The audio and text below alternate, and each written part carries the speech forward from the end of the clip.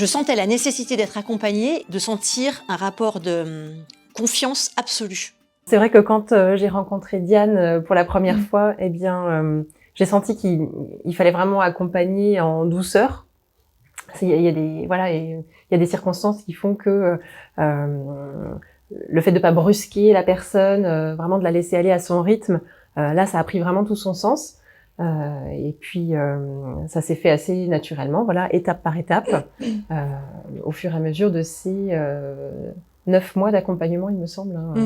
C'était effectivement la blague du garde champêtre, mais c'est cette mécanique qu'on essaye de mettre en place avec nos clients aussi, de partir du principe qu'il y a des choses qu'ils ne veulent pas faire ou plus faire, qui permet d'écouler derrière, d'ouvrir des portes et de définir des objectifs.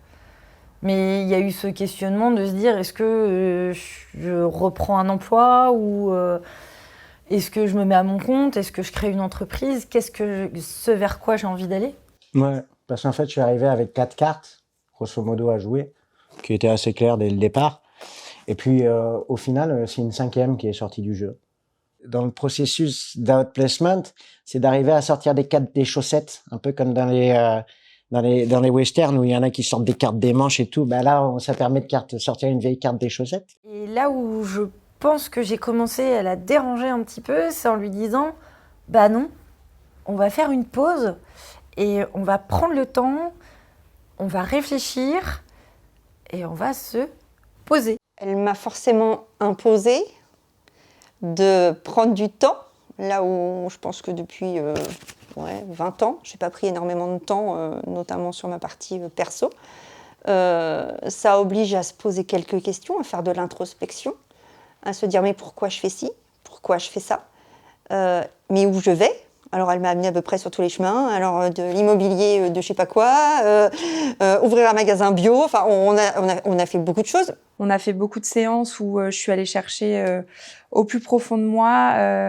On est remonté même quasiment jusqu'au lycée, donc ça date un petit peu maintenant. Ça fait mal. Mais voilà, donc on est allé chercher hyper loin sur des expériences, même sur des choses un peu plus personnelles. Oui, c'est ça. Alors, la petite anecdote sur le lycée, là, c'était vraiment d'aller chercher un élément finalement qui était un fil conducteur dans le parcours professionnel de Diane, et de se rendre compte que la fibre commerciale, négociation, était présente depuis très très longtemps. Donc, ça permet aussi, par une anecdote qui s'était passée à ce moment-là, eh bien de recentrer et puis de redonner un sens un peu au parcours et à son au tracé qui avait été fait.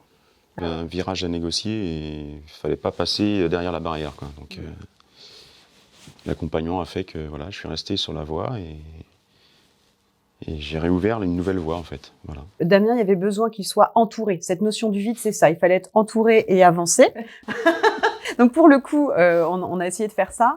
Et puis c'est très difficile quand on veut aller vite pour une consultante de travailler la bascule de la peur à l'envie, tout en insufflant des démarches techniques. L'enjeu, c'était ça. C'est de se dire, on va entourer pour plus qu'il y ait cette peur du vide qui était plutôt tétanisante avec l'idée d'aller vite.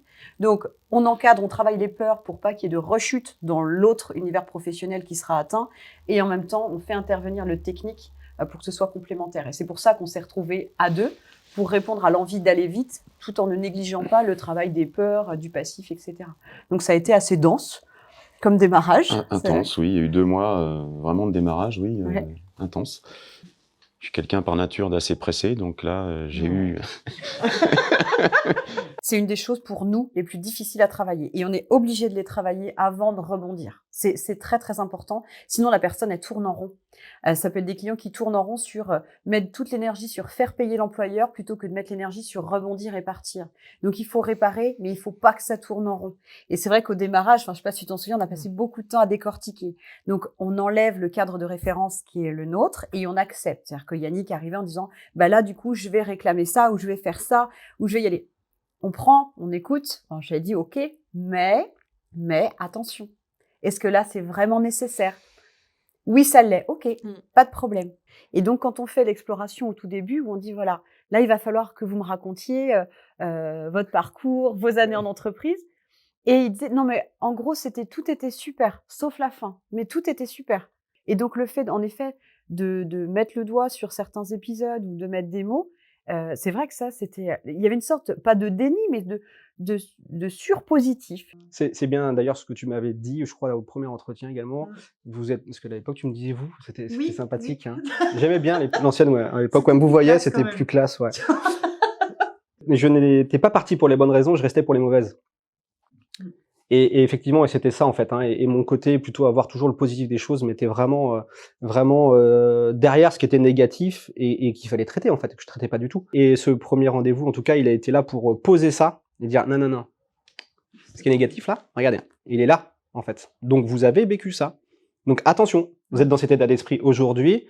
Demain, vous replongez en fait, si on travaille pas là-dessus. Il faut que cette relation entre le client et le consultant se crée, qu'il y ait de la confiance mutuelle pour pouvoir avancer dans ce travail. Alors de construction ou reconstruction, mais que cette confiance, elle soit présente. Si, la première fois où elle m'a dit, alors parlez-moi de votre enfance, je me suis dit, alors je viens voir un outplacement, pas une psy. Je me suis dit, mais où est-ce qu'elle veut m'amener? Je suis ressortie d'ailleurs de cette séance un petit peu ébranlée en me disant, mais bon, avec du recul, je comprends. Mais à ce moment-là, non, je comprenais pas. Puis j'étais toujours dans ma logique, mais qu'est-ce qu'elle me veut? Non, mais là, je viens de parler de moi en tant que pro, pas de perso. Elle, je pense qu'elle essaie de décortiquer les schémas qui me conduisaient à reproduire de manière quasi systématique. Et il y a encore des fois où je rechute certains schémas. Oui, mais avec cette prise de conscience. Mais cette fois-ci, je le fais consciemment. Ou en tout cas, je réagis plus vite en me disant, ah, là, t'as fait un truc, voilà. Gwendoline te dirait que, voilà. Voilà. Elle rentre dans mon cerveau, des fois. Hein. Voilà. C'est une intrusion involontaire de ma part, involontaire de la sienne, donc tout va bien.